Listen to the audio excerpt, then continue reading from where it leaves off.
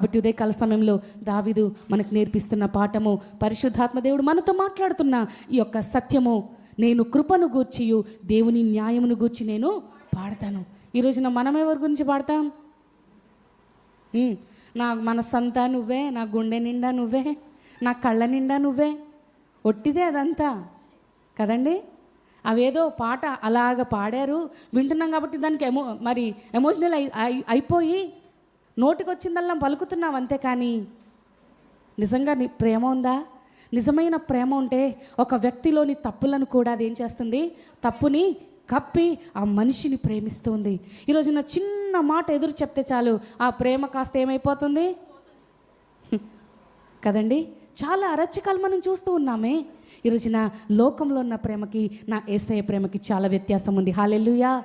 మనం ఎంత రీతిగా ఆయనను ఇబ్బంది పెడుతున్నా ఆయన ప్రేమ మనల్ని కప్పి పెడుతూనే ఉంది, మనల్ని ప్రేమిస్తూనే ఉంది, మనల్ని ముందుకు నడిపిస్తూనే ఉంది, మనకు ఆయుష్ని ఇస్తూనే ఉంది, మన బ్రతుకు దినములో పెంచుతూనే ఉంది. హల్లెలూయా. ఈరోజున ఆయన చేస్తున్న కార్యాలకై మనం ఏం చెల్లించాలి? కృతజ్ఞతాస్తుతులు చెల్లించాలి. మన నోటితో ఆయన కీర్తిని పాడాలి. హల్లెలూయా.